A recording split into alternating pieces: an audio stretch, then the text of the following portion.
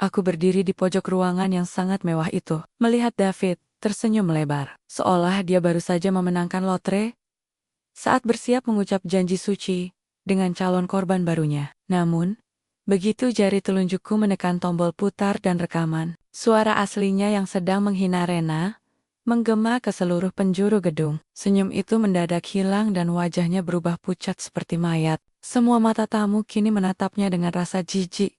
Sementara polisi sudah bersiap di depan pintu. Pertanyaannya, apakah David sadar bahwa di detik dia merasa paling berkuasa? Justru disitulah jebakan yang aku siapkan akhirnya menutup rapat semua jalan pelariannya. Suasana pusat perbelanjaan Grand Indonesia siang itu sangat padat. Suara langkah kaki yang beradu dengan lantai marmer, denting alat makan dari restoran-restoran terbuka, serta aroma parfum mahal yang menguar di udara, menciptakan atmosfer yang sibuk. Namun, di salah satu sudut kafe yang cukup tenang, aku hanya bisa duduk diam, sambil mengaduk segelas kopi susu yang esnya sudah hampir mencair seluruhnya. Namaku Dina di depanku. Duduk sahabat terbaikku sejak masa sekolah menengah atas, Rena. Dia sedang sibuk memilah-milah beberapa tas belanjaan yang baru saja kami beli. Wajahnya berseri-seri. Jenis binar yang hanya muncul ketika seseorang sedang merasa sangat dicintai. Di sampingnya, duduk David, laki-laki yang sudah memenangkan hati Rena selama beberapa bulan terakhir. Dina, kamu harus lihat ini.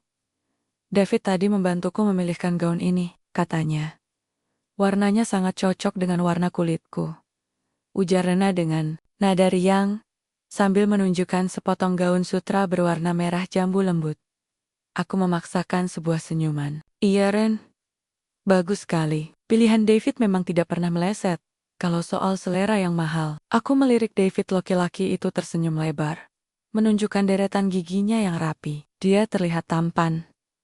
Aku akui itu. Mengenakan kemeja slim fit yang tampak rapi, pembawaannya tenang, dan tutur katanya selalu tertata. Namun, entah mengapa, ada sesuatu di balik tatapan matanya yang membuat tengkuku sering terasa dingin. Setiap kali dia berbicara tentang masa depannya bersama Rena, atau betapa dia bekerja keras untuk membangun karirnya, aku merasa seperti sedang mendengarkan sebuah naskah yang sudah dihafal di luar kepala. Ah, kamu bisa saja Dina.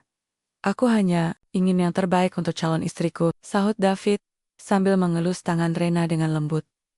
Kata istri membuat pipi Rena bersemu merah. Aku hanya bisa menghela napas pendek. Rena adalah putri dari seorang pengusaha sukses yang telah tiada, mewarisi kekayaan yang lebih dari cukup untuk 7 turunan. Dia baik, terlalu baik bahkan. Sampai terkadang dia lupa bahwa dunia tidak selalu seputih hatinya. Tiba-tiba, suasana santai itu terganggu. Rena memanggil pelayan untuk meminta tagihan. Saat pelayan itu datang membawa mesin pembayaran elektronik, Rena merogoh tasnya dan mengeluarkan kartu kredit berwarna emas miliknya. Biar aku saja yang bayar, Ren, tawar David, meskipun dia tidak benar-benar merogoh dompetnya. Jangan mas, kan tadi kita sudah sepakat. Hari ini, aku yang mentraktir, karena mas sudah menemaniku seharian, jawab Rena lembut. Saat itulah aku melihatnya. David tidak lagi bersandar santai. Matanya sedikit menyipit, fokus sepenuhnya pada jemari Rena yang sedang menekan tombol pada mesin tersebut. Saat pelayan bertanya, apakah akan menggunakan tanda tangan atau nomor identitas pribadi, Rena menjawab dengan santai bahwa dia menggunakan nomor identitas pribadi. Aku melihat mata David bergerak lincah, merekam setiap digit yang ditekan oleh Rena. 1, 5, 0. Aku mencoba mengalihkan pandanganku, merasa tidak sopan jika ikut mengintip. Namun David tidak menunjukkan rasa sungkan sedikit pun. Dia justru sedikit memiringkan kepalanya untuk memastikan penglihatannya akurat, tepat. Setelah transaksi selesai, telepon genggam David bergetar di atas meja. Dia meraihnya dengan cepat. Wajahnya tiba-tiba berubah menjadi sangat tegang, seolah-olah dia baru saja menerima kabar tentang bencana besar. Innalillahi wa inna ilaihi roji'un. Apa, sekarang? Teriak David pelan. Cukup untuk membuat kami berdua tersentak. Ada apa mas? Tanya Rena khawatir. David menatap Rena dengan mata yang mendadak berkaca-kaca. Akting yang luar biasa, pikirku sinis. Sayang, teman kuliahku. Dia mengalami kecelakaan hebat dan sekarang sedang dalam masa kritis di rumah sakit. Aku harus ke sana sekarang juga. Dia tidak punya keluarga di Jakarta. Ya ampun, Mas. Cepatlah pergi, jangan sampai terlambat. Ujar Rena dengan nada panik yang tulus. Maafkan aku ya sayang, aku harus meninggalkan kalian berdua. Dina, tolong jaga Rena ya, aku benar-benar tidak enak hati. Harus pergi seperti ini, ucap David sambil berdiri terburu-buru. Tidak apa-apa David, pergilah. Temanmu lebih membutuhkanmu, jawabku singkat. David mencium kening Rena dengan cepat, lalu berbalik dan melangkah lebar meninggalkan kafe. Aku memperhatikannya dari belakang. Dia berjalan sangat cepat. Namun sesaat sebelum dia menghilang di balik pilar besar, aku melihatnya merogoh saku celananya dan mengeluarkan sesuatu. Bukan telepon genggamnya, melainkan sebuah kartu. Untuk sepersekian detik, aku merasa kartu itu berwarna emas, sangat mirip dengan milik Rena. Aku segera menoleh ke arah meja. Dompet Rena masih terbuka di atas meja belanjaan. Ren, coba periksa kartu kreditmu. Sudah kamu masukkan lagi? Rena memeriksa dompetnya dengan santai. Kok tidak ada ya? Mungkin tertinggal di nampan pelayan tadi. Dia mulai main kari-kari. Dengan raut wajah sedikit bingung. Tadi David sempat memegang dompetmu saat kamu sibuk merapikan belanjaan kan? Tanyaku. Mencoba memancing ingatannya. Ayah. Mungkin Mas David bermaksud membantuku menyimpannya, tapi malah terbawa karena dia sedang panik tadi. Sudahlah, nanti juga dia kembalikan. Mas David kan bukan orang lain, Din. Dia calon suamiku. Jawab Rena dengan nada membela yang sangat jelas. Aku terdiam. Ada rasa sesak di dadaku yang sulit dijelaskan. Logikaku berteriak bahwa ada yang salah. Seorang teman yang kritis, di jam sibuk seperti ini, dan kartu kredit yang terbawa secara tidak sengaja, semuanya terasa seperti potongan teka-teki yang tidak pas. Ren, kamu terlalu percaya padanya. Gumamku pelan. Hampir tidak terdengar di tengah kebisingan kafe, karena dia pantas dipercaya. Dina, kamu saja yang terlalu sering menonton film detektif, jadi semua orang kamu curigai. Canda Rena sambil tertawa kecil. Mencoba mencairkan suasana. Aku hanya bisa tersenyum getir. Aku berharap Rena benar. Aku sangat berharap bahwa kecurigaanku hanyalah imajinasi liar seorang sahabat yang terlalu protektif. Namun, saat kami berjalan keluar dari kafe, aku sempat melihat David di kejauhan, di depan sebuah toko elektronik mewah. Dia tidak terlihat seperti orang yang sedang bergegas menuju rumah sakit. Dia justru sedang berbicara dengan salah satu pramuniaga sambil menunjukkan sebuah kartu berwarna emas. Langkahku terhenti, jantungku berdegup kencang. Aku ingin menarik tangan Rena dan menunjukkan apa yang kulihat. Namun kerumunan orang di pusat perbelanjaan itu segera menghalangi pandanganku. Saat aku mencoba mencari sosoknya kembali, David sudah menghilang. Ayo, Dina, kenapa malah melamun? Kita harus mencari kado untuk Mama. Panggil Rena yang sudah berjalan beberapa meter di depanku. Aku menarik napas panjang, mencoba menenangkan gemuruh di dadaku. Hari ini adalah awal dari sebuah permainan yang tidak disadari oleh Rena. Dan aku bersumpah, jika David benar-benar penjahat yang aku pikirkan, aku tidak akan membiarkan sahabatku hancur sendirian. Aku berjalan menyusul Rena, namun pikiranku tetap tertinggal pada tatapan lapar David saat melihat nomor identitas pribadi kartu kredit tadi. Itu bukan tatapan seorang kekasih, itu adalah tatapan seorang pemangsa yang baru saja menemukan kunci menuju gudang harta. 1 minggu telah berlalu sejak kejadian di pusat perbelanjaan itu. Aku berusaha keras untuk melupakan kecurigaanku, mencoba meyakinkan diriku sendiri bahwa mungkin aku memang terlalu skeptis. Namun, pagi itu, saat aku berkunjung ke rumah Rena untuk sekadar minum teh bersama, suasana riang yang biasanya menyambutku telah berganti dengan mendung kecemasan. Aku menemukan Rena duduk di ruang tengah, dikelilingi oleh beberapa lembar kertas yang tampak seperti laporan transaksi bank. Wajahnya pucat, jemarinya sedikit gemetar saat memegang selembar surat resmi berlogo bank swasta ternama. Ada apa, Ren? Kamu terlihat seperti baru saja melihat hantu. Tanyaku sambil meletakkan tas di atas sofa dan duduk di sampingnya. Rena mendongak, matanya berkaca-kaca.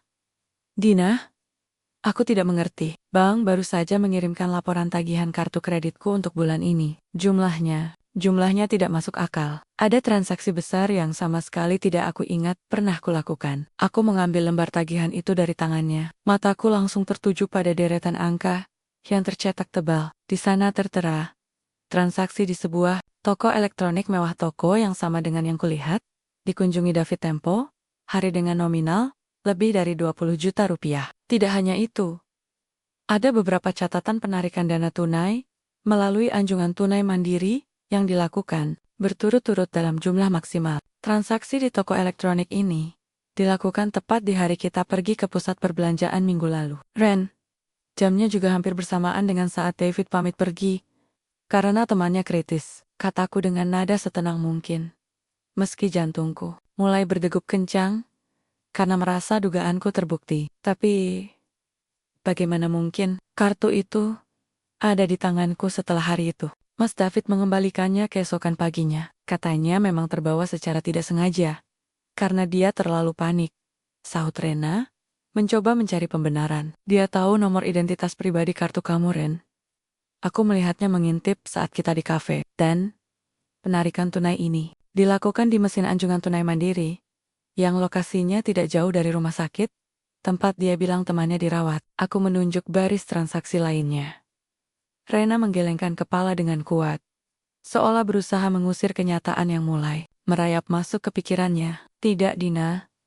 Mas David bukan orang seperti itu. Mungkin ada kesalahan sistem di bank. Atau mungkin kartuku digandakan oleh orang lain saat kita di kafe. Tepat saat itu, suara deru mobil terdengar dari halaman depan. Itu adalah mobil sport milik Rena, yang belakangan ini lebih sering dipakai oleh David. Tak lama kemudian, David melangkah masuk dengan gaya perlente, membawa sebuah kotak berukuran kecil, namun elegan yang dibungkus kertas kado mewah. Sayang, kamu sudah bangun? Sapa David, dengan suara baritonnya yang lembut. Dia tampak tidak menyadari keberadaanku untuk sesaat. Atau mungkin, dia sengaja mengabaikanku. Aku punya kejutan untukmu. Sebagai tanda terima kasih, karena kamu sudah begitu sabar menemaniku mengurus teman yang sedang sakit kemarin. David meletakkan kotak itu di depan Rena. Dengan ragu, Rena membukanya. Di dalamnya terdapat sebuah telepon genggam keluaran terbaru. Tipe paling mahal yang baru saja diluncurkan di pasaran. Mas, ini kan sangat mahal. Kamu dapat uang dari mana untuk membeli ini? Tanya Rena. Suaranya terdengar lirih. David tersenyum, manis. Lalu duduk di samping Rena dan merangkul bahunya. Aku sudah menabung berbulan-bulan, sayang. Kita kan sudah menjalin hubungan cukup lama.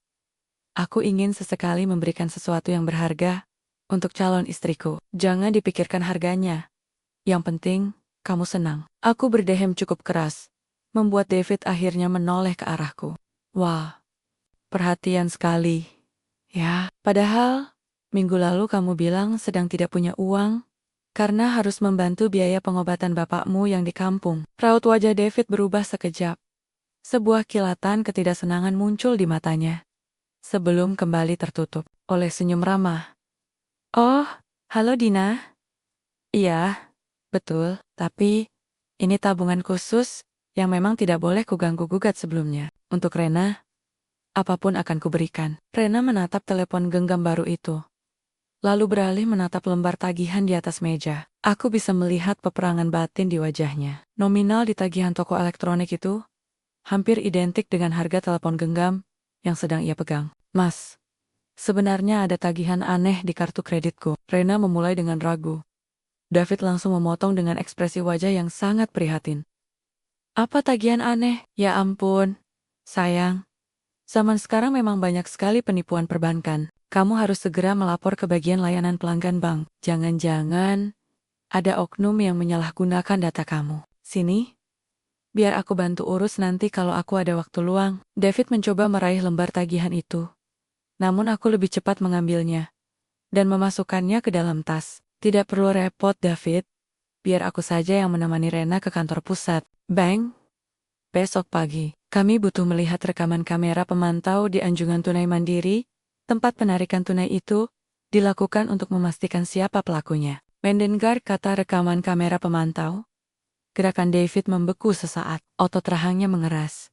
Meski dia tetap berusaha menjaga suaranya tetap stabil. Ah, ide bagus itu, Dina. Memang harus tuntas. Tapi Ren, jangan sampai masalah ini merusak hari kita ya. Aku sudah rindu sekali ingin mengajakmu makan siang di tempat favorit kita, ujar David. Kembali mencoba mengalihkan perhatian Rena. Rena mengangguk pelan, tampak mulai terpengaruh oleh kata-kata manis David. Dia selalu seperti itu. Mudah luluh oleh perhatian kecil yang diberikan David. Baginya, pemberian telepon genggam ini adalah bukti cinta, bukan sebuah kecurigaan. Setelah David mengajak Rena ke ruang makan, aku tetap tinggal di ruang tengah. Aku mengeluarkan telepon genggamku sendiri dan mulai mencari tahu tentang toko elektronik yang tertera di tagihan tadi. Aku menemukan nomor telepon layanan pelanggan mereka dan mencoba menghubungi mereka dengan berpura-pura sebagai asisten Rena. Halo, selamat siang, saya asisten dari Ibu Rena. Kami ingin mengonfirmasi pembelian telepon genggam tipe terbaru pada tanggal 14 kemarin. Apakah benar pembayarannya menggunakan kartu kredit atas nama Rena? Namun yang menandatangani nota penjualannya adalah seorang pria bernama David, tanyaku dengan suara yang dibuat seprofesional mungkin. Petugas di seberang sana melakukan pengecekan sejenak. Betul Ibu, di sistem kami tercatat transaksi tersebut dilakukan oleh Bapak David yang mengaku sebagai tunangan dari pemilik kartu. Beliau juga bisa menyebutkan nomor identitas pribadi dengan benar, sehingga transaksi langsung diproses. Tanganku mengepal erat. Kebenaran itu kini terpampang nyata di depan mataku. David telah menggunakan uang Rena untuk membelikan hadiah bagi Rena sendiri, seolah-olah itu adalah hasil kerja kerasnya. Sebuah tindakan manipulatif yang sangat menjijikkan. Aku menatap ke arah ruang makan, di mana David sedang tertawa kecil sambil menyuapi Rena. Di mataku, David bukan lagi pria idaman, melainkan seekor serigala yang sedang menjilati taringnya di depan mangsa yang belum sadar akan bahaya. Aku harus mencari cara untuk membongkar ini semua tanpa membuat Rena merasa aku sedang menyerang pilihannya. Aku butuh lebih banyak bukti, dan aku harus bergerak dengan sangat hati-hati. Hari yang paling ditakuti sekaligus dinanti itu akhirnya tiba. Sebuah hotel berbintang 5 di pusat kota Jakarta telah disulap menjadi taman bunga dalam ruangan yang sangat megah. Aroma bunga lili dan mawar putih yang segar menyeruak di setiap sudut ruangan besar itu. Kristal-kristal lampu gantung memantulkan cahaya yang menyilaukan, menciptakan atmosfer kemewahan yang tak tertandingi. Semua ini mulai dari catering kelas 1, dekorasi yang dikerjakan oleh perancang ternama, hingga gaun pengantin bertahtakan mutiara yang dikenakan Rena dibiayai sepenuhnya oleh warisan keluarga. Rena, aku berdiri di barisan depan sebagai pengiring. Pengantin wanita mengenakan seragam kebaya modern berwarna perak yang elegan. Namun, di balik senyum yang kupaksakan untuk para tamu undangan, hatiku terasa seperti sedang diremas. Aku menatap Rena yang berdiri di samping David di atas pelaminan. Sahabatku itu tampak sangat cantik. Namun bagiku, dia terlihat seperti domba yang sedang berjalan sukarela menuju kandang serigala. David berdiri di sana dengan setelan tuxedo hitam yang sangat pas di tubuhnya. Dia tampak sangat tenang, seolah-olah semua kecurigaanku dan masalah tagihan kartu kredit minggu lalu hanyalah angin lalu. Dia menyalami para tamu dengan senyum penuh wibawa. Bersikap siolialah. Dialah sang pangeran yang telah menyelamatkan Rena dari kesepian. Saat prosesi akad nikah baru saja akan dimulai, pintu besar ruangan tiba-tiba terbuka dengan suara dentuman yang cukup keras. Semua kepala menoleh ke arah sumber suara. Seorang wanita dengan rambut berantakan dan riasan wajah yang luntur karena air mata berlari masuk ke tengah ruangan. Langkahnya gontai, namun matanya menatap tajam ke arah pelaminan tepat ke arah David. Batalkan pernikahan ini. Laki-laki itu adalah seorang penipu, teriak wanita itu dengan suara serak yang memecah kesunyian ruangan. Bisik-bisik mulai menjalar di antara para tamu seperti api yang membakar jerami kering. Ibu Rena yang duduk di barisan depan langsung berdiri dengan wajah pucat pasi. Aku melihat tangan Rena gemetar hebat. Genggamannya pada buket bunga lili putih itu mengencang hingga buku-bukunya memutih. Siapa wanita itu? Keamanan! Tolong keluarkan dia, seru David dengan suara lantang. Namun aku bisa menangkap getaran kepanikan dalam nada bicaranya. Matanya yang tadi tenang, kini bergerak gelisah ke kiri dan ke kanan. Wanita itu, yang belakangan, aku ketahui bernama Risa, berhasil mendekati pelaminan sebelum petugas keamanan mencekal lengannya. David, kamu tega melakukan ini padaku? Aku yang membiayai kuliahmu selama bertahun-tahun. Aku memberikan semua tabunganku karena kamu berjanji akan menikahiku setelah lulus. Ternyata kamu hanya memanfaatkanku untuk mendekati wanita lain yang lebih kaya. Suasana menjadi sangat kacau. Beberapa tamu undangan mulai mengeluarkan telepon genggam mereka untuk merekam kejadian memalukan ini. Aku segera melangkah maju, berdiri di samping Rena yang tampak hampir pingsan. Mas, apa yang dia katakan itu benar? Tanya Rena dengan suara yang nyaris tidak terdengar. David segera memegang kedua bahu Rena, menatap matanya dengan tatapan yang dipenuhi kepalsuan yang sangat meyakinkan. Sayang, dengarkan aku. Aku tidak tahu siapa wanita ini. Ini pasti fitnah. Di Jakarta ini, banyak orang yang iri melihat keberuntungan kita. Dia mungkin orang suruhan saingan bisnis almarhum papamu yang ingin merusak kebahagiaan kita. Tolong, percaya padaku. Bohong, kamu punya tanda lahir di punggung kiri bawah. Dan kamu selalu meminta dikirimkan uang setiap tanggal 10. Teriak, Risa lagi sambil meronta dari pegangan petugas keamanan.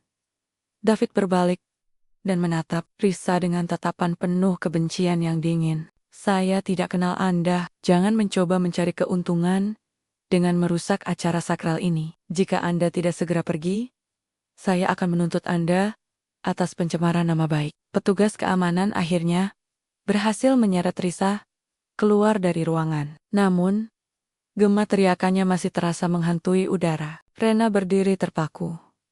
Air mata mulai mengalir di pipinya. Aku tahu dia sedang berada di titik nadir. Logikanya pasti sedang berperang dengan perasaan cintanya yang buta.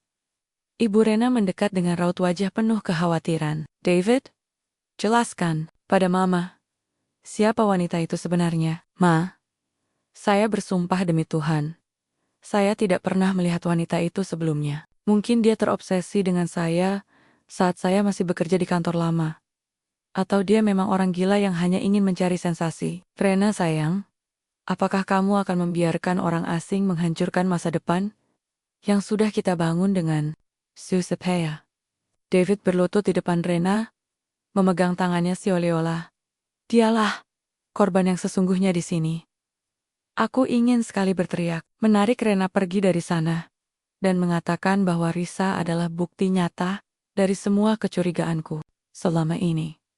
Namun, aku melihat ke sekeliling, ratusan pasang mata menatap mereka dengan penuh penilaian. Harga diri keluarga Rena sedang dipertaruhkan di sini. Sudahlah, Ma.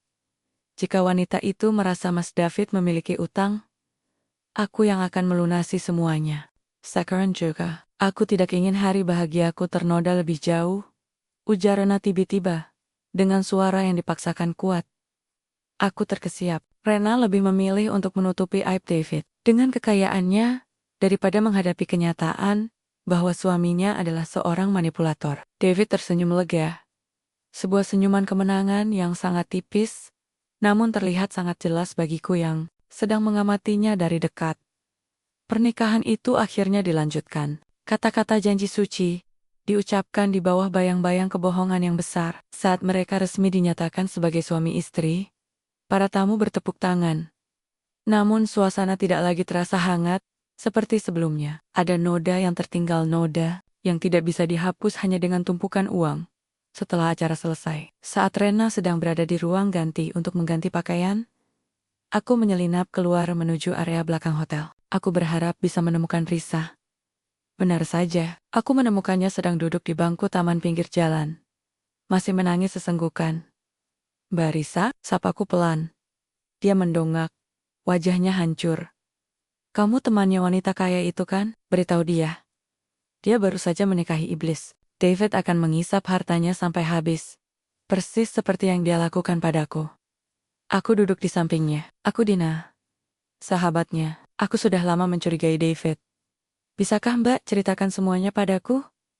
Aku butuh bukti untuk menyelamatkan sahabatku.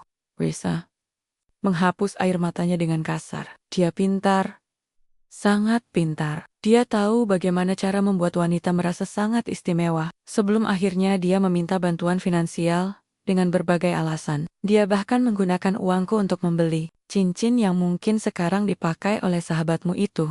Aku mencatat nama lengkap Risa dan nomor teleponnya. Terima kasih, Mbak.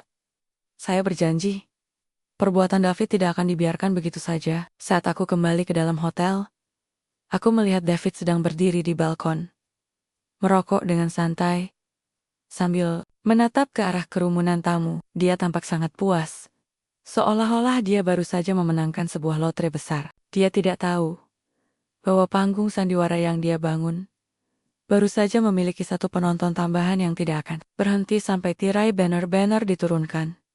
Aku akan menjadi mata dan telinga bagi Rena. Bahkan, jika dia belum siap untuk melihat kebenaran itu, sekarang, perjalanan panjang untuk mengungkap siapa David sebenarnya baru saja dimulai. Dan kali ini, David tidak akan bisa melarikan diri dengan sekadar kata-kata manis.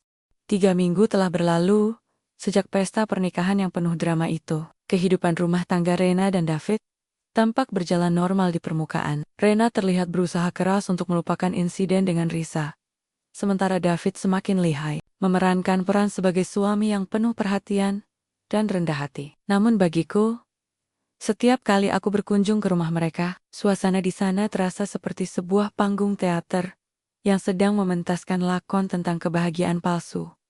Sore itu, aku diundang oleh Ibu Rena untuk minum teh di rumah besar mereka. Ibu Rena, seorang wanita parubaya yang masih terlihat anggun, namun sangat rapuh sejak kepergian suaminya, tampak sangat menyayangi David. Baginya, David adalah sosok laki-laki yang dikirim Tuhan untuk melindungi putri tunggalnya dan menjaga harta peninggalan almarhum suaminya. Dina, kamu lihat sendiri kan, David benar-benar laki-laki yang luar biasa. Bisik Ibu Rena padaku saat kami duduk di beranda belakang yang menghadap ke kolam renang. Dia tidak pernah meminta apa-apa dari Rena. Bahkan, dia sering menolak saat Rena ingin membelikannya barang-barang mewah. Aku hanya tersenyum tipis, mencoba menahan lidahku untuk tidak mengungkit masalah tagihan kartu kredit bulan lalu. Iya, Ma. Dia memang sangat pandai membawa diri. Tak lama kemudian, Rena dan David bergabung dengan kami. David baru saja pulang katanya dari sebuah pertemuan bisnis kecil-kecilan. Dia mengenakan kemeja batik yang rapi namun sederhana, memberikan kesan seorang profesional yang bersahaja. David, sini duduk dekat Mama, panggil Ibu Rena dengan hangat. David tersenyum sopan, mencium tangan ibu mertuanya, lalu duduk di samping Rena sambil merangkul pundak istrinya itu dengan protektif. Maaf ya, Ma. David baru pulang. Tadi, ada sedikit kendala di lapangan. Tidak apa-apa, Nak. Mama mengerti.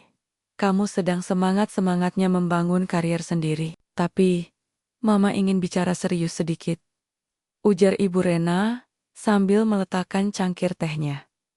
Suasana mendadak menjadi agak formal. Aku menyesap tehku perlahan, mengamati ekspresi wajah David dari balik pinggiran cangkir. Tidak ada kegugupan di sana. Hanya ada ketenangan yang sangat diperhitungkan. Mama sudah memikirkan ini matang-matang sejak lama. Perusahaan almarhum Papa sekarang dipegang oleh manajer profesional. Tapi Mama merasa perusahaan itu butuh sentuhan keluarga. Mama ingin menawarkan kamu posisi sebagai direktur utama di salah satu anak perusahaan kita. Gajinya tentu sangat besar. Dan kamu punya fasilitas penuh, ujar Ibu Rena dengan nada penuh harap. Rena menoleh ke arah suaminya dengan mata berbinar. Iya, Mas. Mama benar. Dengan kemampuan Mas, aku yakin perusahaan Papa akan semakin maju. Tidak perlu lagi bersusah payah merangkak dari nol di luar sana. Aku menahan napas. Inilah saatnya. Jika David memang seorang pemburu harta, inilah hadiah utama yang selama ini dia incar. Sebuah posisi tinggi, dengan akses tanpa batas ke keuangan, keluarga. Aku sudah bersiap untuk melihat matanya berkilat penuh kemenangan. Namun, yang terjadi justru sebaliknya. David menarik napas panjang, menatap ibu mertuanya dengan tatapan yang sangat tulus, seolah-olah dia baru saja ditawari beban yang sangat berat bagi harga dirinya. Ma, Rena. David sangat tersanjung dengan tawaran ini. Benar-benar sangat berterima kasih karena Mama sudah begitu mempercayai David. David memulai pembicaraannya dengan nada suara yang rendah dan emosional. Tapi, mohon maaf sekali, David merasa belum pantas menduduki posisi itu. Ibu Rena dan Rena tampak terkejut. Aku pun demikian. Apakah aku salah menilai orang ini? Kenapa, David? Kamu punya latar belakang pendidikan yang bagus, tanya Ibu Rena. Heran. Bukan soal pendidikan, Ma, tapi soal integritas. David ingin orang-orang mengenal David, bukan sebagai menantu yang hanya menumpang kekayaan keluarga istrinya. David ingin membangun nama David sendiri, agar kelak Rena bisa bangga mengatakan bahwa suaminya sukses karena keringatnya sendiri. Bukan karena belas kasihan mertuanya, jawab David dengan sangat meyakinkan. Apalagi setelah insiden fitnah saat pernikahan kemarin. David tidak ingin ada lagi omongan miring yang bisa menyakiti perasaan Rena. Rena langsung memeluk lengan David dengan haru. Mas, kamu mulia sekali. Aku bangga sekali punya suami seperti kamu. Ibu Rena pun tampak berkaca-kaca. Laki-laki sepertimu sudah jarang ada sekarang, David. Kamu sangat menghargai harga diri kamu sendiri. Baiklah. Mama tidak akan memaksa. Tapi ingat, pintu perusahaan selalu terbuka untukmu. Aku merasa ingin muntah mendengar percakapan itu. Baik, penolakan David bukan didasari oleh harga diri, melainkan sebuah taktik psikologi terbalik yang sangat cerdik. Dengan menolak tawaran emas itu, dia telah berhasil menghapus kecurigaan keluarga Rena untuk selamanya. Dia sedang menanamkan kepercayaan yang lebih dalam, sehingga saat nanti dia mulai menguras harta mereka sedikit demi sedikit, tidak akan ada yang berani menuduhnya sebagai pemburu harta. Selain itu, aku punya pemikiran lain. Jika David menjadi direktur utama, dia akan terikat jam kerja kantor dan audit keuangan yang ketat. Itu akan menghalangi kegiatannya yang lain. Kegiatan yang melibatkan wanita-wanita seperti Risa atau korban-korban lain yang belum terungkap.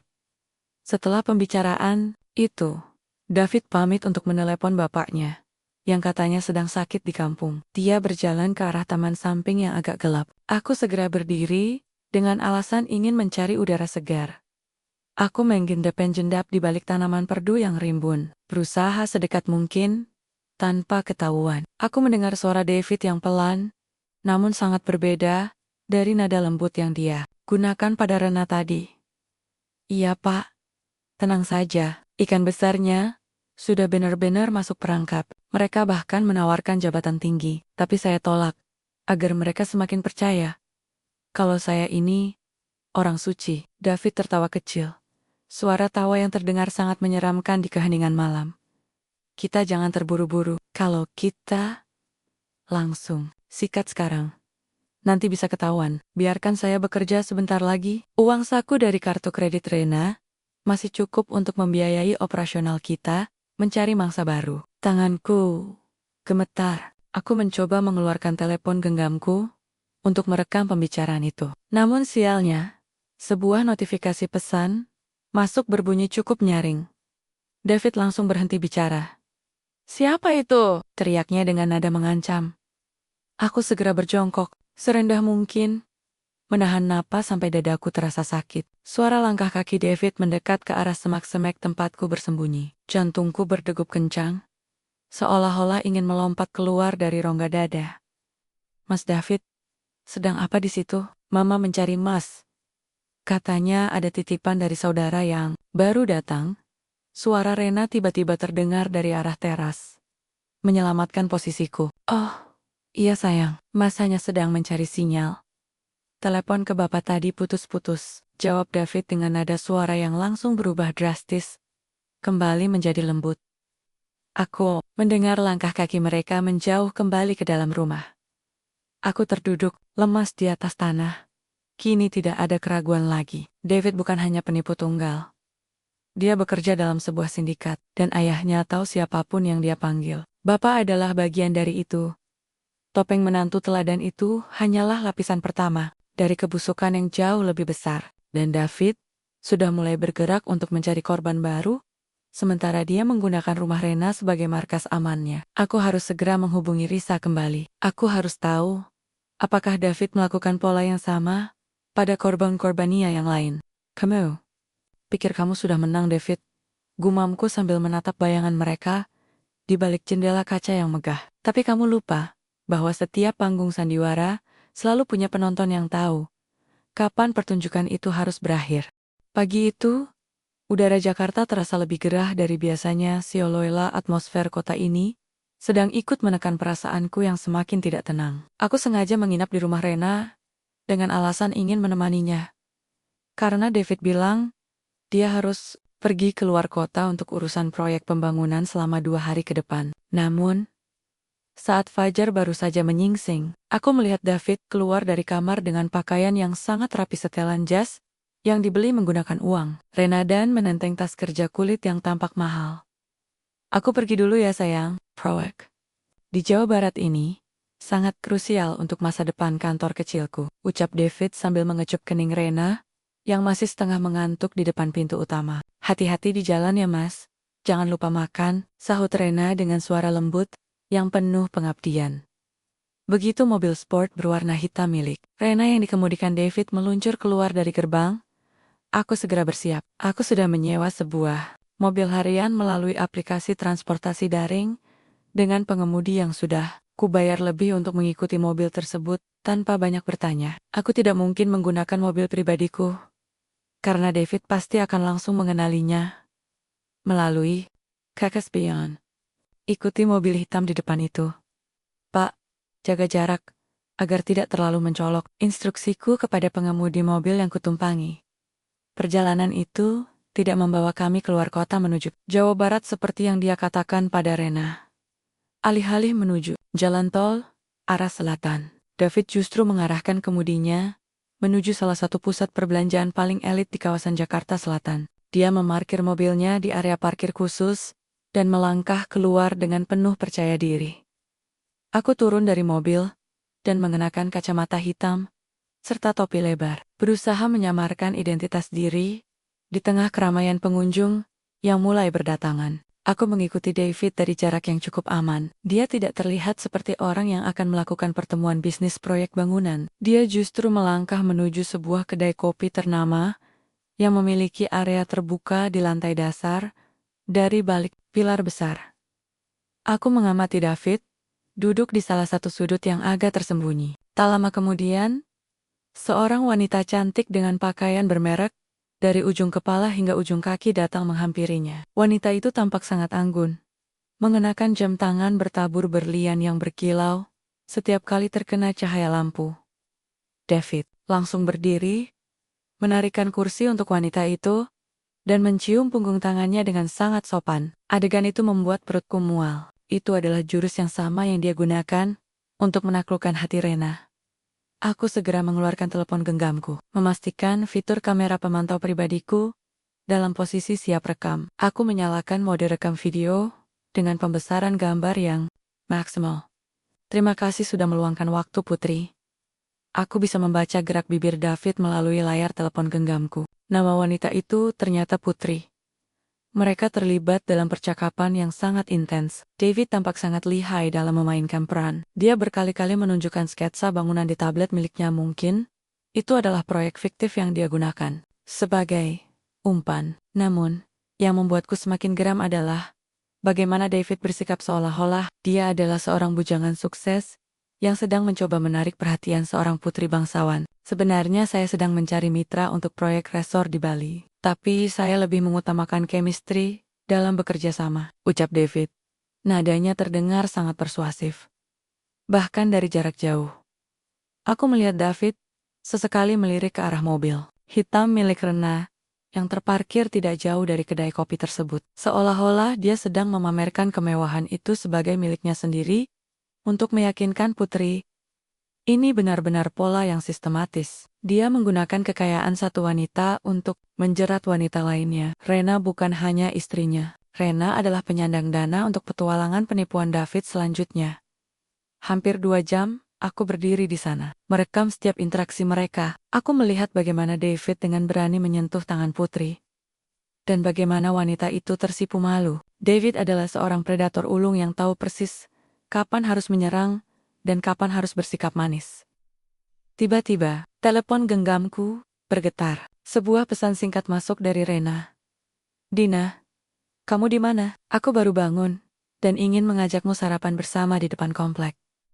Jantungku berdegup kencang. Aku tidak mungkin memberitahu Rena sekarang tanpa bukti yang benar-benar telak yang tidak bisa dia bantah. Aku harus segera kembali sebelum dia curiga. Namun, sebelum aku beranjak, aku melihat David mengeluarkan sebuah kotak perhiasan kecil dari saku jasnya. Dia memberikannya kepada Putri sebagai kenang-kenangan kecil. Putri tampak sangat terharu. Aku yakin perhiasan itu juga dibeli menggunakan kartu kredit Rena yang minggu lalu sempat dilaporkan hilang oleh Rena. Padahal aku yakin David yang mengambilnya. Pak, kita kembali ke rumah sekarang. Ujarku kepada pengemudi mobil sewaan yang sudah menungguku di lobi. Selama perjalanan pulang, pikiranku berkecamuk. Aku memiliki rekaman video David bersama wanita lain saat dia seharusnya berada di luar kota untuk urusan bisnis. Ini adalah bukti perselingkuhan. Tapi bagi David, ini lebih dari sekadar perselingkuhan. Ini adalah mata pencahariannya. Sesampainya di Rama Rena, aku berusaha bersikap sioliola. Aku baru saja kembali dari lari pagi. Aku menemukan Rena sedang duduk di meja makan, menatap foto pernikahannya dengan David yang terpajang besar di dinding ruang tamu. Mas David sudah sampai di lokasi proyek, katanya. Dia baru saja mengirimkan foto pemandangan gunung di Jawa Barat, ujar Rena sambil menunjukkan layar telepon genggamnya padaku. Aku melihat foto itu. Itu adalah foto pemandangan umum yang bisa diambil dari mesin pencari gambar di internet. David benar-benar menganggap Rena bodoh. Oh, syukurlah kalau dia sudah sampai. Jawabku singkat, berusaha menahan amarah yang hampir meledak di ujung lidahku. Dina, kamu kenapa? Wajahmu pucat sekali, tanya Rena khawatir sambil memegang tanganku. Aku menatap mata sahabatku yang jernih itu. Aku ingin sekali berteriak, Rena, bangun! Suamimu sekarang sedang merayu wanita lain di mall menggunakan mobil. Dan Wangmu. Tapi aku tahu, jika aku melakukannya sekarang, tanpa rencana yang matang, David akan dengan mudah memutarbalikkan fakta dan membuatku terlihat seperti sahabat yang iri, yang ingin merusak rumah tangganya. Aku harus mengumpulkan lebih banyak informasi tentang Putri.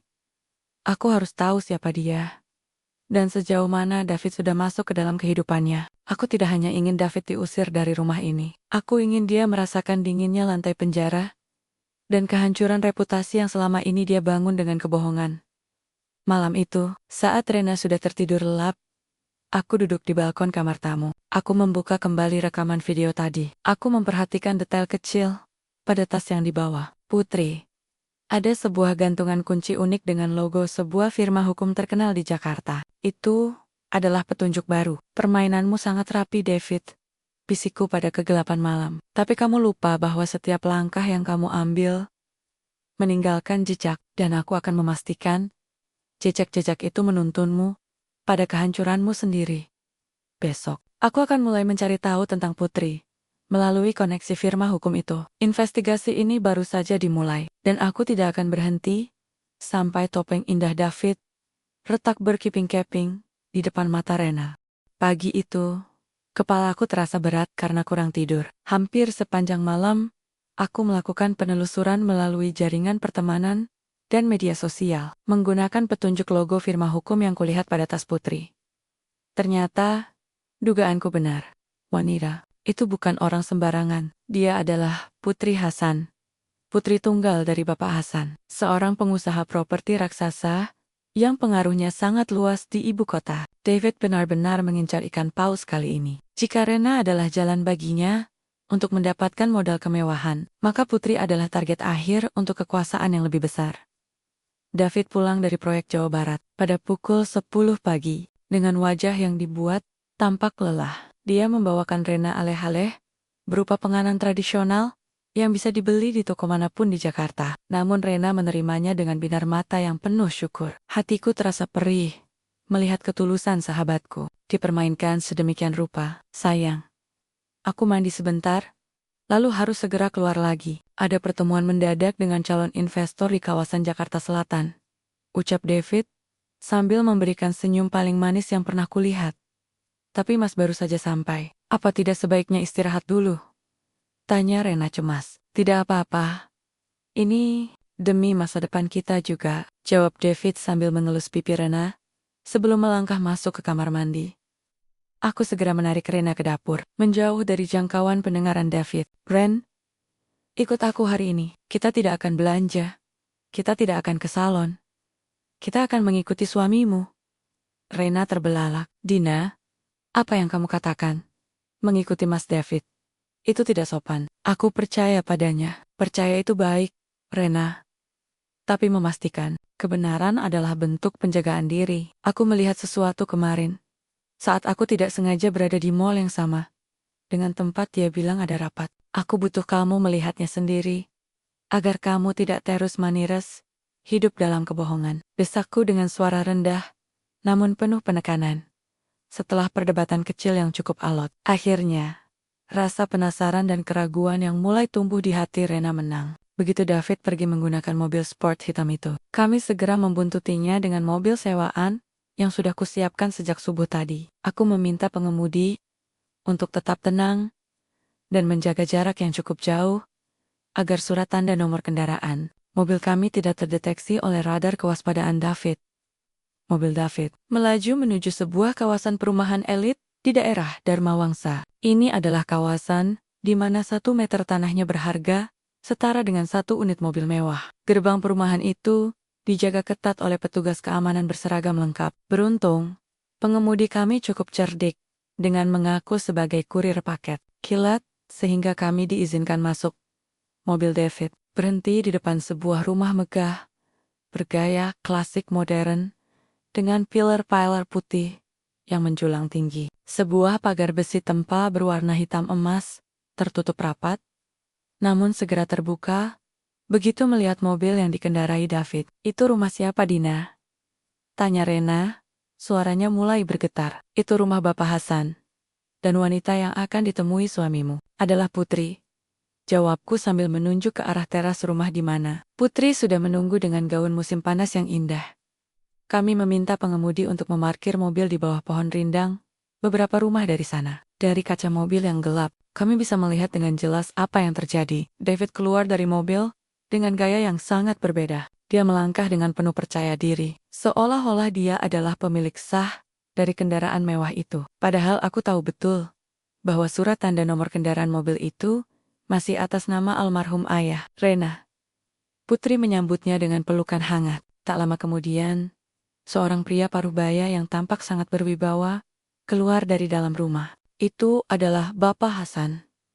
David segera menyalami pria itu dengan sangat takzim, menunjukkan sopan santun yang luar biasa, sebuah topeng kesalehan yang telah dia asah dengan sempurna. Ayo, kita turun. Kita harus mendengar apa yang mereka bicarakan, ajakku. Dina, jangan, aku takut, bisik Rena. Air mata sudah mulai menggenang di sudut matanya. Rena, lebih baik sakit sekarang, karena tahu kebenaran, daripada hancur nanti, karena tertipu selamanya. Ayo. Aku menarik tangannya keluar dari mobil. Kami berjalan mengendap, melalui celah tanaman pagar yang rimbun di samping rumah megah itu. Suasana sangat tenang, sehingga suara mereka dari area beranda samping bisa terdengar cukup jelas. Jadi, David, Putri bilang, kamu sedang menangani proyek pembangunan resor di Bali. Papa senang melihat anak muda yang mandiri dan punya visi besar seperti kamu. Suara Bapak Hasan terdengar berat dan penuh wibawa. Terima kasih, Bapak. Saya memang lebih suka bekerja keras dari bawah. Meskipun banyak tawaran untuk bergabung di perusahaan besar, saya merasa membangun nama sendiri itu jauh lebih memuaskan, jawab David dengan nada suara yang sangat rendah. Hati nada yang sama dengan yang dia gunakan saat menolak tawaran ibu mertuanya di depan kami tempo hari. Papa minta, kamu sama Putri jangan cuma pacaran. Kalian harus mulai berpikir serius untuk melangkah ke jenjang pernikahan. Papa tidak ingin Putri terlalu lama menjalin hubungan tanpa status yang jelas. Lanjut Bapak Hasan. Jantungku seolah berhenti berdetak saat mendengar kata pacaran dan menikah. Rena di sampingku sudah menutup mulutnya dengan tangan. berusaha menahan isak tangis yang hampir meledak. Tentu, Bapak, menikahi putri adalah impian saya. Saya hanya ingin memastikan bahwa saat saya meminangnya nanti, saya sudah memiliki pondasi ekonomi yang cukup kuat agar putri tidak hidup kekurangan. Saya tidak ingin menjadi laki-laki yang hanya mengandalkan harta mertua, ucap David dengan sangat meyakinkan. Tapi, David, apa kamu benar-benar tidak punya ikatan dengan wanita lain? Zaman sekarang banyak laki-laki yang tampak sempurna, tapi ternyata sudah punya istri di tempat lain. Tanya Bapak Hasan. Sebuah pertanyaan yang sangat tepat sasaran. David tertawa kecil, suara tawa yang terdengar sangat tulus di telinga orang yang tidak mengenalnya. Bapak ada-ada saja, saya ini fokus pada karir. Putri adalah wanita pertama yang benar-benar membuat saya ingin berkomitmen. Saya masih lajang, Bapak. Seluruh waktu saya habis untuk pekerjaan dan merawat bapak saya yang sedang sakit di kampung. Rena lemas. Dia hampir jatuh terduduk di atas rumput jika aku tidak segera memegangi lengannya. Wajahnya pucat pasi. Seperti seluruh aliran darahnya telah berhenti mengalir. Suaminya baru saja menyatakan dirinya lajang di depan pria lain. Suaminya sedang melamar wanita lain di saat pernikahan mereka bahkan belum genap berusia 2 bulan. Sudah cukup, Rena. Kita pergi dari sini, bisikku sambil menariknya menjauh. Kami kembali ke mobil dalam keheningan yang menyesakkan. Begitu pintu mobil tertutup, Rena menangis sejadi-jadinya. Isak tangis yang dalam, penuh dengan kekecewaan, dan rasa terhina yang luar biasa. Dia bukan hanya dikhianati, dia sedang dijadikan batu loncatan bagi ambisi gila seorang penipu. Kenapa dia jahat sekali, Dina? Apa salahku? Aku memberikan segalanya. Cintaku, hartaku, kepercayaanku, isaknya di bahuku. Aku memeluknya erat. Kamu tidak salah, Rena. Yang salah adalah dia yang tidak punya hati. Tapi dengarkan aku. Kita tidak boleh hanya menangis. David menggunakan mobilmu, uangmu, dan statusmu untuk menjerat putri. Kita harus menghentikan ini sebelum dia benar-benar menghancurkan hidupmu dan juga hidup putri. Apa yang harus aku lakukan? Tanya Rena dengan mata yang merah dan bengkak. Kita akan bermain dengan aturannya, tapi dengan cara kita. Dia pikir dia adalah sutradara yang hebat. Tapi dia lupa bahwa kita memegang kunci dari semua aset yang dia banggakan. Mulai hari ini, Rena, kamu harus bersikap seolah-olah tidak terjadi apa-apa di depan dia. Kita akan mengumpulkan bukti yang lebih telak. Dan kita akan bekerja sama dengan para korban lainnya. Aku menatap rumah megah itu sekali lagi sebelum mobil kami melaju pergi. David masih di sana. Mungkin sedang menikmati teh mahal bersama calon mertua barunya. Dia tidak tahu bahwa istana pasir yang dia bangun dengan susah payah di atas. Air mata Rena baru saja dihantam oleh gelombang pertama kebenaran. Dan aku, Dina, akan memastikan gelombang berikutnya akan menyapu bersih semua kebohongannya tanpa sisa. Perjalanan pulang dari rumah megah milik Bapak Hasan terasa sangat panjang dan menyesakkan. Di dalam mobil sewaan, keheningan hanya dipecahkan oleh suara isak tangis Rena yang perlahan berubah menjadi desahan napas yang berat dan penuh amarah. Aku menggenggam tangannya erat, mencoba menyalurkan kekuatan yang kumiliki. Aku tahu, dunia Rena baru saja runtuh. Namun aku tidak bisa membiarkannya terkubur di bawah puing-puing itu. Hapus air matamu, Rena, bisikku saat mobil kami mulai memasuki gerbang kompleks perumahannya. David akan segera pulang. Jika dia melihat matamu yang sembab, dia akan tahu kita sedang merencanakan sesuatu. Kita harus bermain lebih cerdik darinya. Rena menatapku dengan mata yang memerah. Bagaimana aku bisa berpura-pura, Dina? Aku ingin sekali berteriak di depan wajahnya. Dan mengusirnya sekarang juga. Jangan sekarang. Jika kamu mengusirnya sekarang, dia hanya akan pergi membawa apa yang sudah dia curi dan pindah ke pelukan putri dengan mudah. Kita harus memastikan dia tidak punya tempat untuk lari. Kita harus mengambil kembali semua martabatmu yang dia injak-injak, tegasku. Begitu sampai di rumah, Rena segera menuju kamar mandi untuk mengompres matanya dengan air es, sementara Aco duduk di ruang tengah, mencoba menenangkan debaran jantungku. Tak lama kemudian, suara deru mobil sport hitam itu terdengar. David pulang, Dia melangkah masuk dengan wajah yang berseri-seri, membawa sebuah buket bunga mawar merah yang sangat besar. Sayang, aku pulang. Lihat, aku membawakan ini untukmu. Tadi aku lewat toko bunga, dan teringat betapa cantiknya kamu pagi ini. Seru David, dengan suara baritonnya yang selalu terdengar begitu tulus. Aku berdiri di ambang pintu dapur, mengamati adegan itu dengan rasa mual yang tertahan di tenggorokan. Bunga itu pasti dibeli menggunakan kartu kredit milik Rena yang dia pinjam. Rena keluar dari kamar dengan gaun rumah yang rapi. Dia berhasil memaksakan sebuah senyuman tipis. Sebuah prestasi akting yang luar biasa bagiku. Terima kasih, Mas. Bagus sekali bunganya. Bagaimana pertemuan dengan investor tadi? Apocalypse. David meletakkan buket itu di atas meja dan merangkul. Pinggang Rena sangat lancar sayang. Mereka sangat tertarik dengan konsep resort di Bali yang aku tawarkan. Jika ini berhasil, kita tidak perlu lagi mengkhawatirkan masa depan. Aku melakukannya semua untukmu Rena. Aku berdehem cukup keras untuk memecah kemesraan palsu itu. Wah, hebat ya David. Investornya pasti orang yang sangat terpandang, sampai kamu harus pulang terlambat seperti ini. David menoleh ke arahku. Tatapannya sesaat berubah menjadi dingin, sebelum kembali menjadi ramah. Tentu saja Dina, bisnis besar memang butuh waktu. Kamu sendiri? Seharian ini kemana saja bersama Rena? Oh, kami hanya berkeliling mencari udara.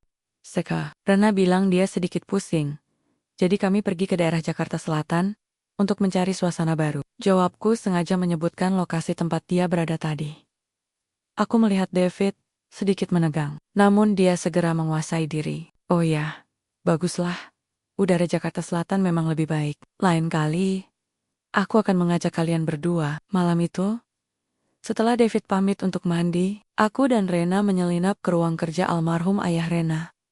Kami harus bergerak cepat dengan bantuan akses yang dimiliki Rena.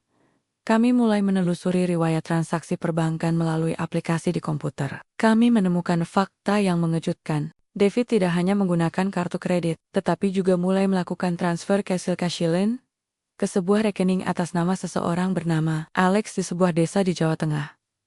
Alex, itu nama bapaknya. Bisik Rena. Lihat ini Ren. Transfernya dilakukan secara berkala.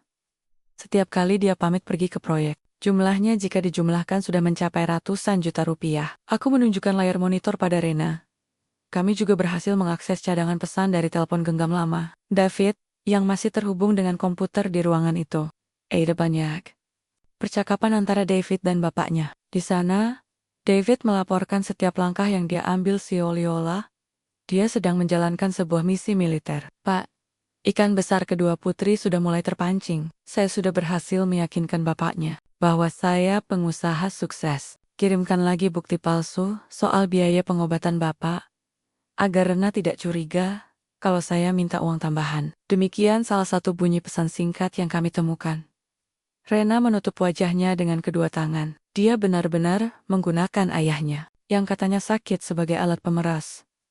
Ini menjijikkan, kita harus menghubungi Risa lagi Ren, ujarku. Dan mungkin, kita harus mulai mencari tahu siapa lagi yang pernah dia tipu. Dia tidak mungkin hanya melakukan ini pada kalian berdua. Keesokan harinya, aku mengatur pertemuan rahasia dengan Risa di sebuah kafe kecil yang jauh dari keramaian. Rena ikut bersamaku, mengenakan kerudung dan kacamata hitam untuk menutupi identitasnya. Saat Risa melihat kami, wajahnya tampak penuh simpati sekaligus kemarahan. Aku sudah bilang kan, David itu iblis, ujar Risa, tanpa basa-basi begitu kami. Dudak, kami butuh bantuanmu, Mbak Risa. Kami menemukan bukti bahwa David sedang mengincar wanita lain bernama Putri. Kami ingin Mbak menceritakan pola yang sama yang dia lakukan padamu. Pintaku. Risa mengangguk mantap. Polanya selalu sama.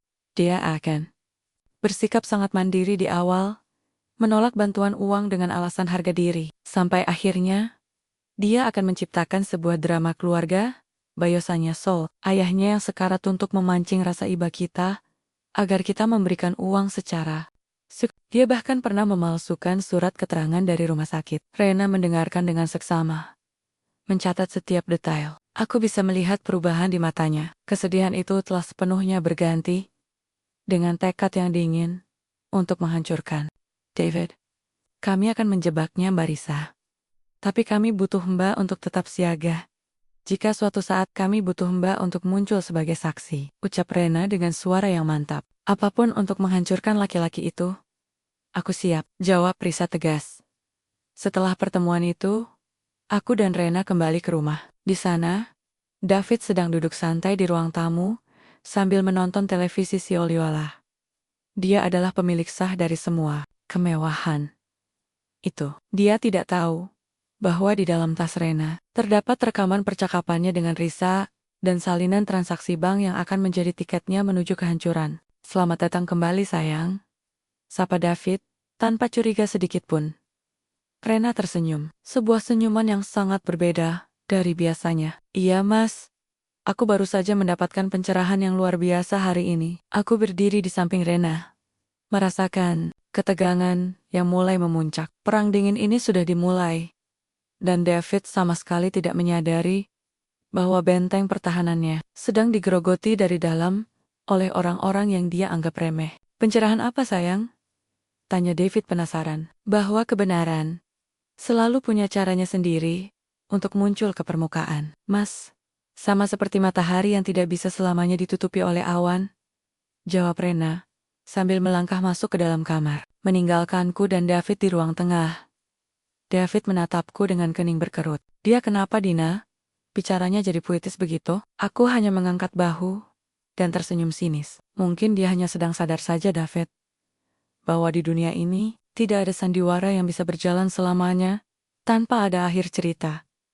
Aku berjalan menuju dapur untuk mengambil segelas air, membiarkan David dalam kebingungannya. Di luar, langit mulai menggelap, menandakan badai besar akan segera datang, dan aku akan memastikan saat badai itu tiba, David adalah orang pertama yang akan tersapu oleh kekuatannya. Ketegangan di rumah Rena mencapai puncaknya pagi itu. Suasana yang biasanya tenang kini terasa mencekam. Seolah-olah udara sendiri enggan untuk bergerak. Aku duduk di ruang tengah, pura-pura membaca majalah, sementara mataku terus mengawasi David, yang tampak sibuk merapikan kemeja mahalnya di depan cermin besar. Dia sedang bersiap untuk apa yang dia sebut sebagai pertemuan final dengan investor Bali. Padahal, aku dan Rena tahu betul, dia akan pergi menemui Putri untuk membicarakan rencana pernikahan mereka. Aku pergi dulu ya, sayang, pamit David sambil menghampiri Rena yang duduk di meja makan. Mungkin aku akan pulang agak larut. Investor ini sangat cerewet soal detail kontrak. Rena hanya mengangguk tanpa menatap matanya. Hati-hati, Mas. Pastikan semuanya selesai hari ini. Kalimat Rena mengandung makna ganda yang tidak disadari David. Begitu David memegang gagang pintu utama, suara ketukan keras dari luar mengejutkannya. David membuka pintu, mengharapkan sopir atau kurir. Namun yang berdiri di sana adalah 3 orang pria berseragam kepolisian, didampingi oleh 2 orang pria berpakaian preman. Saudara David, tanya salah satu petugas dengan nada tegas. Wajah David mendadak pucat pasi. Iya, saya sendiri. Ada apa ya, Pak? Kami datang membawa surat perintah penangkapan atas nama Anda terkait laporan dugaan penipuan dan penggelapan dana. Petugas itu menunjukkan selembar kertas resmi. Aku dan Rena segera berdiri dan menghampiri pintu. Jantungku berdegup kencang. Inilah saat yang kami tunggu-tunggu. Meski aku tidak menyangka polisi akan datang secepat ini ke rumah Rena.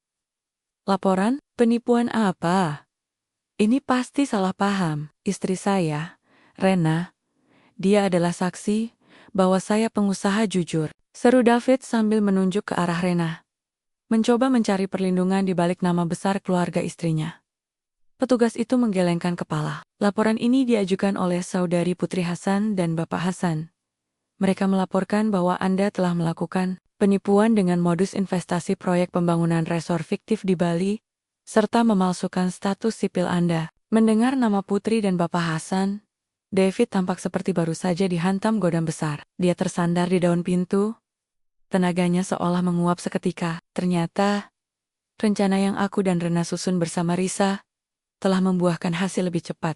Kami telah mengirimkan semua bukti foto, rekaman suara, dan riwayat transaksi kepada Bapak Hasan melalui perantara tanpa nama 2 hari yang lalu. Rupanya, Pengusaha besar itu tidak butuh waktu lama untuk bertindak tegas, Mas. Jadi benar apa yang mereka katakan? Tanya Rena dengan suara yang bergetar hebat. Kali ini, air matanya asli bukan karena cinta, tapi karena rasa jijik yang luar biasa. Rena, sayang, dengarkan aku. Ini semua jebakan. Putri itu terobsesi padaku, dan dia marah karena aku menolaknya. David mencoba mendekati Rena, namun petugas segera mencekal lengannya. Cukup, Saudara David. Anda bisa memberikan keterangan di kantor polisi. Silakan ikut kami. Petugas itu mulai memborgol tangan David.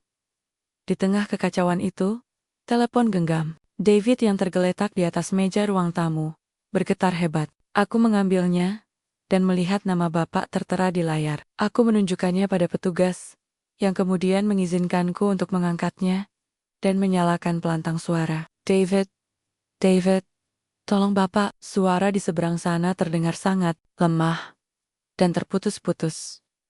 Bapak ada di rumah sakit. Dokter bilang, Bapak kena serangan jantung dan stroke. David, Bapak takut?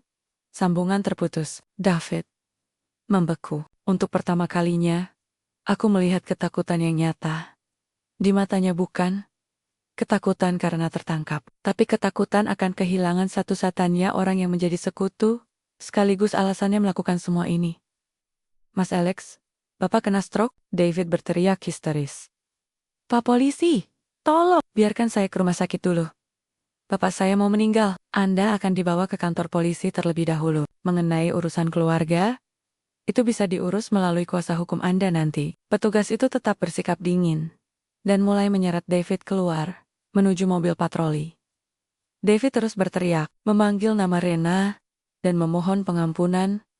Namun Rena hanya berdiri diam di ambang pintu. Dia menatap mobil polisi itu menjauh, sampai sirenenya tidak terdengar lagi. Begitu suasana kembali sunyi, Rena jatuh terduduk di lantai, dan menangis sejadi-jadinya.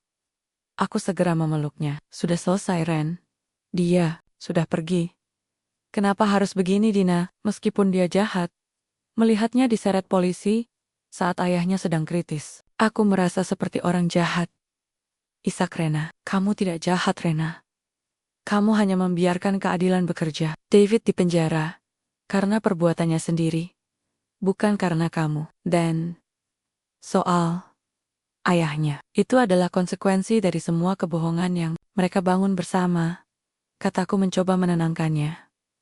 Namun, di dalam hatiku, aku tahu ini belum benar-benar berakhir. Penangkapan David hanyalah babak baru. David adalah orang yang licin. Dan dalam keadaan terdesak seperti ini, dia bisa menjadi jauh lebih berbahaya. Apalagi dengan kondisi ayahnya yang kritis, David akan menggunakan setiap celah emosional untuk memanipulasi Rena sekali lagi, agar mencabut tuntutan, atau membantunya keluar. Kita harus ke rumah sakit tempat ayahnya dirawat, Dina. Ujar Rena tiba-tiba, sambil menghapus air matanya. Untuk apa, Ren? Kamu ingin membantunya lagi? Tanyaku dengan nada sedikit tidak setuju. Bukan untuk membantu David. Tapi sebelum aku benar-benar menceraikannya secara hukum, aku masih menantunya. Aku ingin memastikan bahwa apapun yang terjadi pada Pak Alex, itu bukan karena skenario baru David. Aku ingin melihat kebenaran dengan mata kepalaku sendiri, untuk terakhir kalinya. Jawab Rena dengan sorot mata yang kini terlihat jauh lebih dewasa dan tegar. Aku mengangguk pelan. Baiklah, aku akan menemanimu. Tapi ingat, jangan biarkan rasa kasihanmu mengalahkan logika yang sudah kita bangun susah payah. Kami berangkat menuju rumah sakit yang disebutkan tadi. Di sepanjang jalan, aku terus memikirkan bagaimana David bisa secepat itu jatuh. Namun, aku juga sadar bahwa orang seperti David tidak akan menyerah begitu saja. Di balik jeruji besi atau di lorong rumah sakit, dia pasti sedang merancang langkah selanjutnya. Dan aku harus tetap menjadi benteng bagi Rena, agar dia tidak kembali terjerat dalam jaring laba-laba sang penipu. Bau antiseptik yang tajam menusuk hidung saat aku dan Rena melangkah menyusuri lorong rumah sakit yang dingin dan bernuansa serba putih. Langkah kaki kami bergema di atas lantai porselen, menciptakan irama yang seolah berpacu dengan debaran jantungku. Rena berjalan dengan bahu yang tampak kaku. Wajahnya tersembunyi di balik kacamata hitam besar. Namun, Aku bisa merasakan ketegangan yang merambat dari jemarinya yang menggenggam erat tali tas tangannya. Kami sampai di depan ruang perawatan intensif. Di balik kaca besar, aku melihat sosok pria tua yang terbaring lemah dengan berbagai selang menempel di tubuhnya. Itu adalah Pak Alex, ayah David. Ironis sekali melihat pria yang selama ini dijadikan senjata emosional oleh David, kini benar-benar berada dalam kondisi yang memprihatinkan. Kali ini, David tidak perlu memalsukan surat keterangan dokter. Kenyataan pahit itu akhirnya datang menjemput kebohongannya. Dina, lihat dia, bisik Rena. Suaranya terdengar pecah. Selama ini aku mengira David hanya membual soal penyakit ayahnya untuk meminta uang. Tapi sekarang, saat dia benar-benar kritis, David justru berada di balik jeruji besi. Itu bukan salahmu, Rena. Ingat itu, tegasku sambil merangkul bahunya. Tiba-tiba, suara langkah kaki yang mantap mendekat ke arah kami. Aku menoleh dan melihat seorang wanita yang sangat kukenali dari rekaman video di pusat perbelanjaan dan penyelidikan di rumah Dharma Wangsa. Itu adalah Putri Hasan. Dia tidak datang sendirian. Ayahnya, Bapak Hasan, berjalan di sampingnya dengan wajah yang mengeras, memancarkan aura otoritas yang sangat kuat. Suasana mendadak menjadi sangat canggung. Putri berhenti tepat di depan kami. Matanya yang sembab menunjukkan bahwa dia pun baru saja melewati badai emosi yang hebat. Jadi, Anda adalah Rena, istri Sa David? Tanya Putri dengan suara yang bergetar, namun tetap berusaha terdengar tegar. Rena perlahan membuka kacamata hitamnya. Iya, saya Rena, dan ini sahabat saya, Dina. Putri menatap Rena dengan tatapan yang sulit diartikan. Ada kemarahan, namun lebih banyak rasa simpati dan luka yang sama di sana. Saya ingin membenci Anda, Rena. Saya ingin menyalahkan Anda karena membiarkan suami Anda berkeliaran dan menghancurkan hidup wanita lain. Tapi setelah saya melihat semua bukti yang dikirimkan oleh seseorang secara anonim, saya sadar kita berdua hanyalah bidak dalam permainan menjijikkan laki-laki itu. Aku hanya terdiam, tidak memberitahu bahwa akulah pengirim bukti anonim itu. Biarlah itu menjadi rahasia kecilku. Bapak Hasan berdehem, menarik perhatian kami semua. Putri sudah menceritakan semuanya. Laki-laki itu bukan hanya menipu soal status, tapi dia juga mencoba menggelapkan dana proyek yang kami rencanakan. Nilainya mencapai miliaran rupiah. Dia sangat licin. Namun untungnya, keserakahannya meninggalkan jejak yang jelas di sistem perbankan. Bapak Hasan, apa yang akan terjadi pada David sekarang? Tanya Rena lirih. Dia akan mendekam di penjara dalam waktu yang sangat lama. Saya pastikan itu, jawab Bapak Hasan tegas. Namun, pengacara David baru saja menghubungi kami. Dia mencoba melakukan negosiasi yang sangat rendah hati. David memohon agar kami mencabut laporan dengan alasan ingin merawat ayahnya yang sedang sekarat. Dia bahkan menjanjikan akan menikahi Putri dan menebus semua kesalahannya jika diberi kesempatan. Mendengar itu, darahku mendidih. Dia benar-benar tidak punya rasa malu. Bahkan dalam posisi terjepit pun, dia masih mencoba menggunakan ayahnya dan memanipulasi Putri. Putri tertawa getir. Benar, Dina. Dia pikir aku begitu bodoh untuk jatuh ke lubang yang sama 2 kali. Dia meneleponku dari kantor polisi, menangis, bersumpah bahwa perasaannya padaku adalah nyata dan pernikahannya dengan Rena hanyalah kesalahan karena dia dipaksa keadaan ekonomi. Rena memejamkan mata, menarik napas panjang seolah sedang menghirup kekuatan dari udara di sekitarnya. Dia juga mengirimkan pesan melalui kuasa hukumnya kepadaku. Dia bilang, jika aku mencintainya, aku harus membelanya. Dia mengatakan bahwa semua uang yang dia ambil dariku adalah untuk masa depan kami. Dan Putri hanyalah klien yang dia rayu demi mendapatkan modal. Inilah saatnya aku menyadari bahwa David sedang mencoba mengadu domba kedua wanita ini dari balik sel penjara. Dia berharap salah satu dari mereka akan luluh dan menarik laporan. Rena, Putri, dengarkan aku. Aku melangkah ke tengga-tengga mereka. David adalah seorang predator yang ahli dalam memetakan kelemahan wanita. Dia tahu Rena memiliki empati yang besar, dan dia tahu Putri memiliki gengsi yang tinggi sebagai putri seorang pengusaha. Dia sedang memainkan kalian berdua. Aku kemudian mengambil telepon genggamku dan menghubungi seseorang melalui panggilan video. Sesaat kemudian, wajah Risa muncul di layar. Aku menunjukkan layar itu kepada Putri dan Rena. Ini Risa, korban David, sebelum kalian berdua. Dia menghabiskan seluruh tabungan kuliahnya untuk David. Jelasku. Risa berbicara melalui pelantang suara. Suaranya terdengar lantang dan penuh keyakinan. Jangan pernah beri dia ampun. David pernah melakukan hal yang sama padaku saat ibunya meninggal. Tahun lalu. Dia memeras air mataku dan uangku. Berjanji akan berubah.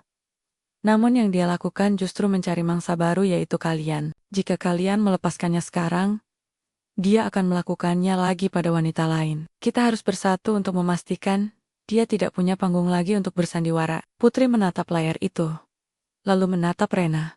Sebuah aliansi yang tidak terduga mulai terbentuk di lorong rumah sakit itu. Dua wanita yang seharusnya menjadi rival karena mencintai pria yang sama, kini justru bersatu karena rasa sakit yang sama. Saya tidak akan mencabut laporan itu, Papa.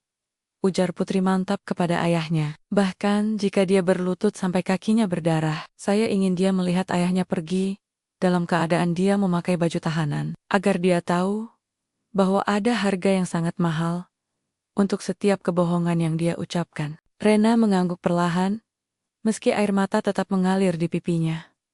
Aku juga. Aku akan segera memproses perceraian secara hukum agama dan negara. Aku tidak akan membiarkan 1 rupiah pun dari harta almarhum papaku digunakan untuk membayar pengacaranya.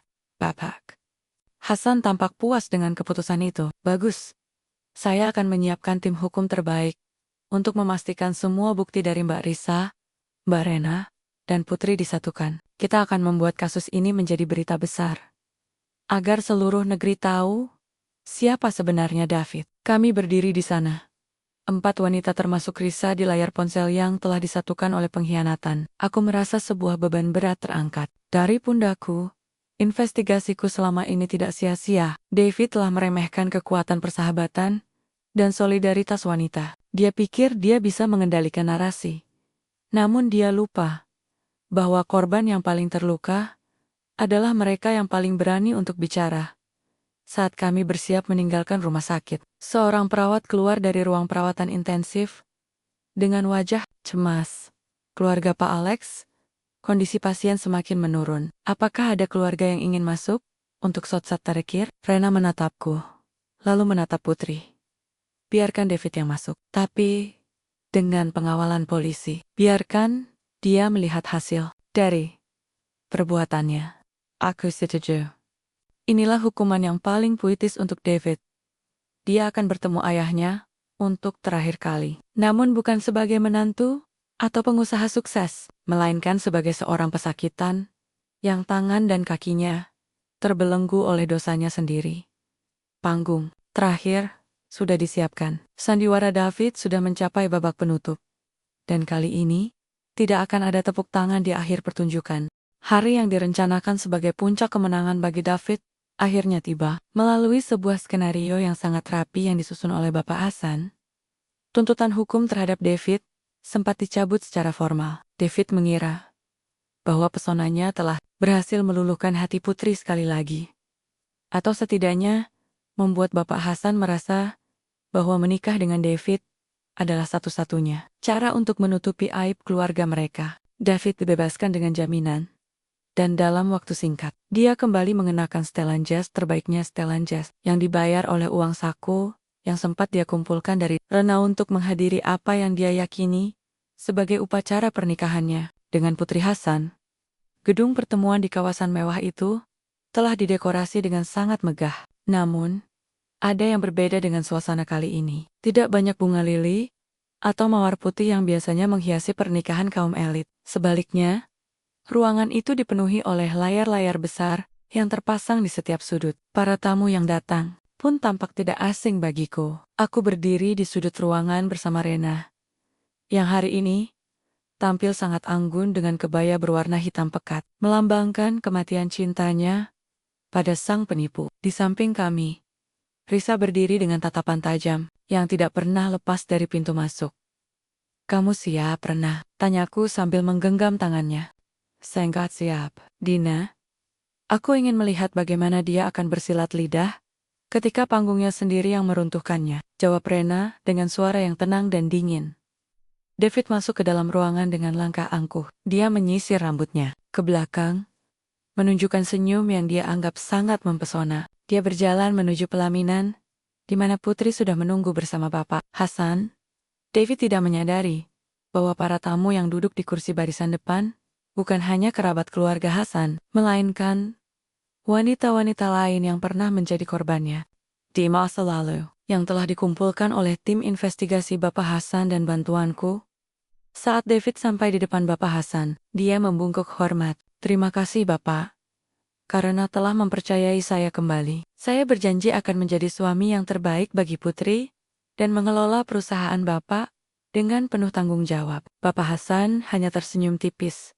Sebuah senyuman yang mengandung racun di dalamnya. Tentu, David. Tapi sebelum janji suci itu diucapkan, aku ingin memberikan sebuah kado istimewa untukmu. Sebuah persembahan yang akan mengenalkan siapa sebenarnya menantuku ini kepada seluruh dunia. Tiba-tiba, lampu ruangan meredup. Layar-layar besar di sekeliling kami menyala secara bersamaan. Alunan musik romantis yang tadi terdengar seketika mati, digantikan oleh rekaman suara David yang sangat jernih. Itu adalah rekaman pembicaraannya dengan bapaknya di taman. Rumah Rena tempo hari yang berhasil kurekam menggunakan perangkat perekam suara tersembunyi. Ikan besar kedua sudah mulai terpancing. Pak, saya akan memeras keluarga Hasan sampai mereka tidak punya apa-apa lagi. Menikah dengan Putri hanyalah tiket saya menuju kekayaan yang lebih besar. Suara David bergema di seluruh ruangan, memenuhi setiap sudut dengan kebusukan yang nyata. Wajah David seketika berubah menjadi abu-abu. Dia mencoba bergerak maju untuk mematikan perangkat elektronik tersebut, namun petugas keamanan segera menghalanginya. Tidak berhenti di situ. Layar kemudian menampilkan montase foto-foto, bukti transaksi dari anjungan tunai mandiri, salinan nota belanja dari berbagai toko elektronik mewah, hingga surat keterangan medis palsu tentang kondisi bapaknya yang pernah dia gunakan untuk memeras. Rina dan Risa Bapak Hasan melangkah maju ke depan pelantang suara. Tamu-tamu sekalian, pria yang berdiri di depan saya ini bukan hanya seorang penipu. Dia adalah seorang predator yang tidak memiliki nurani. Dia menggunakan penyakit ayahnya. Dia menggunakan cinta para wanita. Dan dia menggunakan kemuliaan lembaga pernikahan hanya untuk kepentingan perutnya sendiri. Putri Hasan, yang sejak tadi berdiri diam, melangkah maju dan menampar wajah David dengan keras. Ini untuk semua kebohonganmu, David. Kamu pikir aku mencintaimu? Aku hanya ingin memastikan kamu keluar dari lubang persembunyianmu, agar semua orang bisa melihat wajah asli seorang gelandangan mental sepertimu. Inilah saat yang paling menghancurkan bagi David. Rena melangkah maju dari bayang-bayang, berdiri tepat di hadapannya. Mas, David, atau haruskah aku memanggilmu dengan nama aslimu yang tertera di kartu identitas palsumu? Hari ini, secara lisan dan di depan saksi-saksi ini, aku menerima talak yang pernah kamu ucapkan secara emosional. Tapi lebih dari itu, aku secara hukum menggugatmu atas segala kerugian material dan imaterial yang telah kamu sebabkan. David jatuh terduduk di atas lantai marmer yang dingin. Dia mencoba mencari satu wajah yang akan merasa kasihan padanya. Namun yang dia temukan hanyalah tatapan muak dan benci. Risa dan korban-korban lainnya berdiri secara bersamaan, membentuk barisan yang seolah-olah mengadili tindakannya. Polisi sudah menunggu di luar, David. Sambung Bapak Hasan. Laporan tuntutan kami bukan lagi sekadar penipuan biasa, melainkan pencucian uang dan pemalsuan dokumen negara secara sistematis. Kamu tidak akan melihat matahari sebagai orang bebas untuk waktu yang sangat lama. Saat petugas kepolisian masuk dan kembali memborgol tangannya, David tampak sudah benar-benar hancur. Dia tidak lagi berteriak atau memohon. Dia hanya menunduk, menyadari bahwa panggung sandiwara yang dia bangun dengan penuh ketelitian telah hancur berkeping-keping oleh kebenaran yang jauh lebih teliti. Beberapa jam kemudian, saat kerumunan telah bubar, aku dan Rena berdiri di balkon gedung, menatap lampu-lampu kota Jakarta yang berkilauan. Pak Alex, Ayah David dikabarkan telah menghembuskan napas terakhirnya di rumah sakit. Sesaat setelah David diseret kembali ke kantor polisi, David tidak sempat membisikkan kata perpisahan. Sebuah hukuman terakhir bagi seorang anak yang tega menjadikan ayahnya sendiri sebagai komoditas penipuan. Bagaimana perasaanmu, Ren? Tanyaku pelan. Rena menarik napas panjang, membiarkan udara malam yang sejuk memenuhi paru-parunya. Aku merasa ringan, Dina. Untuk pertama kalinya, dalam beberapa bulan ini, aku merasa benar-benar bernapas. Aku kehilangan banyak uang. Aku kehilangan waktu. Dan mungkin, aku sempat kehilangan akal sehatku karena cinta. Tapi hari ini, aku mendapatkan kembali diriku sendiri. Aku tersenyum dan merangkul bahunya. Kamu luar biasa, Rena. Kamu membuktikan bahwa seorang istri yang tulus tidak berarti bisa dainokin Jack selamanya. Kamu jauh lebih pintar dari yang David bayangkan. Aku tidak akan bisa melakukannya tanpamu. Dina, terima kasih telah menjadi mata dan telingaku saat aku memilih untuk menutup keduanya, ujar Rena tulus. Kami terdiam sejenak, menatap hiruk-pikuk kota di bawah sana. Cerita tentang David akan menjadi berita besar besok pagi. Namun bagi kami, ini adalah akhir dari sebuah mimpi buruk. David mungkin hebat dalam memerankan berbagai karakter, namun dia lupa satu hal mendasar. Bahwa dalam setiap drama, ada sutradara yang lebih tinggi yang memegang naskah keadilan.